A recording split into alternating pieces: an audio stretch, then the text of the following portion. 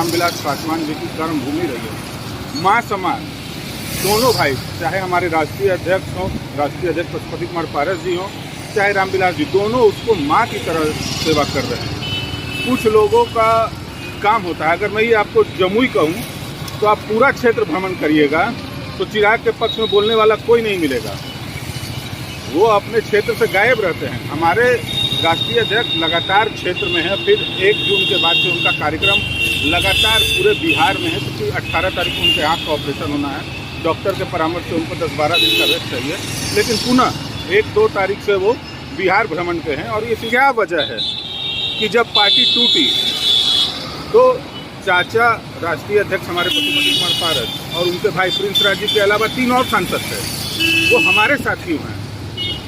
उनके पार्टी से जो लोग पार्टी छोड़ के गए हैं, सबका एक ही आरोप है, उनकी तानाशाही। तो उस पार्टी में लोकतंत्र नहीं है। जो लोग हैं भी, मुझे लगता है वो उनके कार्यकलाप से या उनकी जो प्रक्रिया है काम करने की, उससे नाराज होकर जल्दी छोड़ के जाएंगे। क्या आप ये मानेंगे 2024 के लोकसभा चुनाव में एक परसेप्शन भी नुकसान पहुंचा सकता है?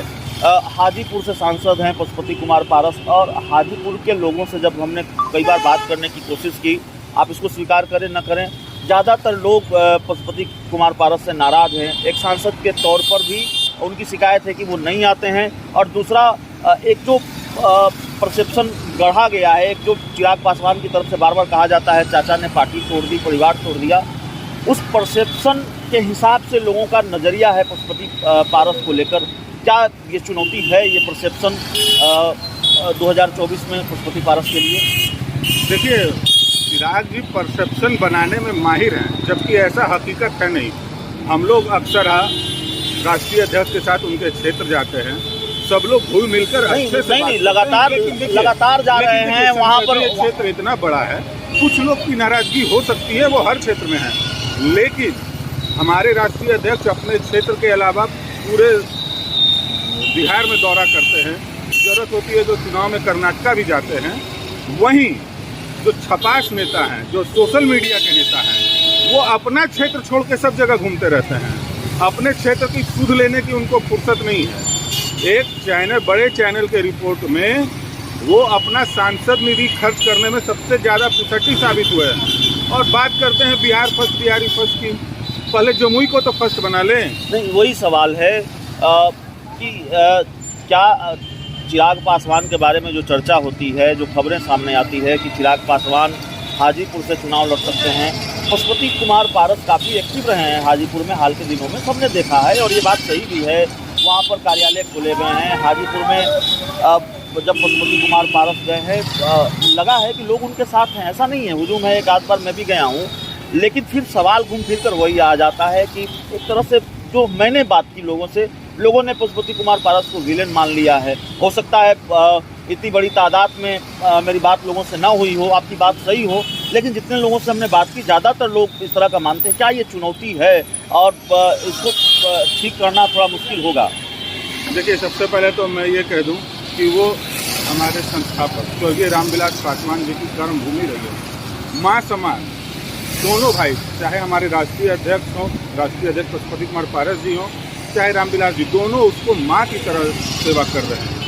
कुछ लोगों का काम होता है, अगर मैं ये आपको जमुई कहूँ तो आप पूरा क्षेत्र भ्रमण करिएगा तो चिराग के पक्ष में बोलने वाला कोई नहीं मिलेगा।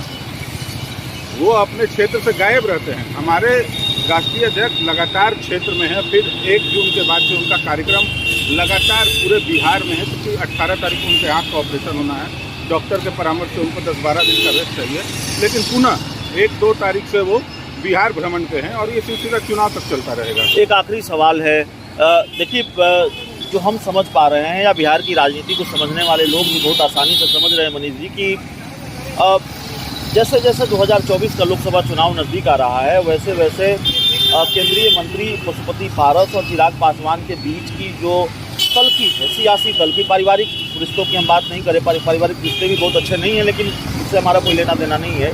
राजनीतिक रिश्ते बेहद और ख़राब होते जा रहे हैं, तल्खी और है, आप लोगों का आक्रमण और तेज़ होता जा रहा है, और चिराग पासवान की पार्टी की तरफ से भी पार पलटवार की जो लड़ाई है आप लोगों के बीच हो रही है।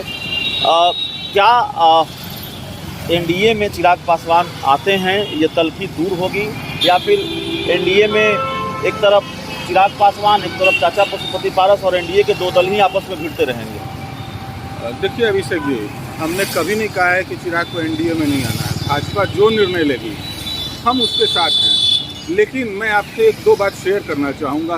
क्या वजह है कि जब पार्टी टूटी तो चाचा राष्ट्रीय अध्यक्ष हमारे पशुपति कुमार पारस और उनके भाई प्रिंस राज जी के अलावा 3 और सांसद थे, वो हमारे साथी हैं।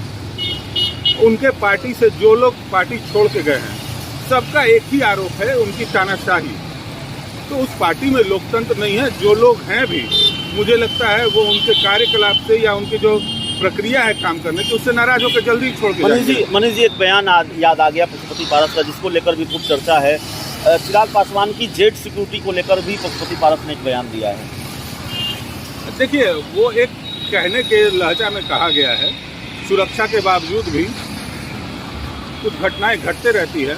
वो तो सिक्योरिटी ब्रीफ खुद करते हैं, अपना कार्यक्रम खुद सोशल मीडिया पे फैलाते हैं, यहाँ रोको, यहाँ माला पहनाओ, यहाँ ये करो। इसीलिए मैं आपको बता दूं अभिषेक जी, ऊपर से एक बार इनकी सुरक्षा की समीक्षा की जा चुकी है और इनको वार्न किया गया है कि जिस तरह से आप सुरक्षा के प्रोटोकॉल को तोड़ते हैं, अगर दोबारा इस तरह से आप अपना कार्यक्रम शेयर करते हैं आम पब्लिक के बीच में, तो सुरक्षा हटा ली जाएगी। एक आखिरी सवाल होगा मनीष जी, और सवाल ये होगा कि चिराग पासवान की पार्टी की तरफ से ये बयान आया है कि भारतीय जनता पार्टी को चिराग पासवान के चेहरे को आगे करके 2025 का विधानसभा चुनाव लड़ना चाहिए।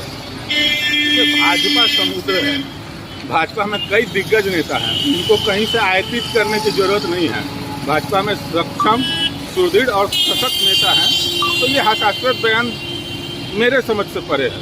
तो चलिए, हमारे साथ आरएलजेपी के प्रवक्ता मनीष आनंद थे और जाहिर तौर पर कई सवालों पर बातचीत, चाचा भतीजे के बीच जो सियासी लड़ाई चल रही है चिराग पासवान और पशुपति पारस के बीच, उसको लेकर भी बिहार की राजनीति में काफ़ी उबाल और बवाल है। उस पर भी हम बात कर रहे थे। इस इंटरव्यू में इतना ही। बहुत बहुत धन्यवाद।